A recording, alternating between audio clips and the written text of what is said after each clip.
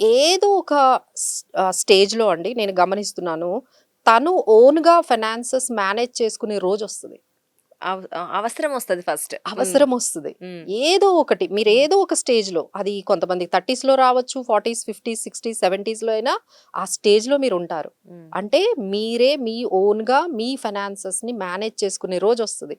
అప్పుడెక్కడ నేర్చుకుంటారు? డెఫినైట్‌లీ అది డైలమాలో పడిపోతారప్పుడు. డైలమాలో పడిపోయి, అసలు కంగారు పడిపోయి, హ్మ్. అన్నీ కూడా రాంగ్ డెసిషన్స్ అంటే ఇంకొకరి మీద మళ్ళీ డిపెండెన్సే కదా! మళ్ళీ డిపెండెన్సీ ఆఫ్ కోర్స్. ఎగైన్ మళ్ళీ మీరేం జేస్తారు? దానికోసం మళ్ళీ మీకు తెలిసిన వాళ్ళతో మాట్లాడుకొని, లేకపోతే ఇంకెవరో చెప్పినవో వినేసి, మళ్ళీ రాంగ్ డెసిషన్స్ తీసేసుకొని ఎందుకంటే మీకు తెలీదు. హ్మ్. అప్పటికప్పుడు నేర్చుకోలేరు. ఆ సిట్యుయేషన్ వచ్చిన వెంటనే మీకు అవేర్‌నెస్ రాదు కదా! వచ్చేయదు కదా! డెఫినైట్‌లీ అవును. హ్మ్. మీకు ముందు నుంచి ఏదైనా ప్లాన్ గురించి, వాటి గురించి తెలిస్తే ఓకే. అవేర్‌నెస్ ఉంది అంటే మీరు కరెక్ట్ డెసిషన్ తీసుకుంటారు. అప్పటికప్పుడు అంటే రాదు కదండీ! ఇవన్నీ డెఫినైట్‌లీ. ఏంటంటే we need to learn from the beginning అంటే డెఫినైట్‌లీ. ఇన్వెస్ట్‌మెంట్స్ గురించి అసలు చాలా వరకు ఏంటంటే ఎక్కువగా వుమెన్‌ని మేము జనరల్‌గా చూసేదేంటంటే ఎక్కువగా గోల్డ్ కొనుక్కోవడం. హ్మ్.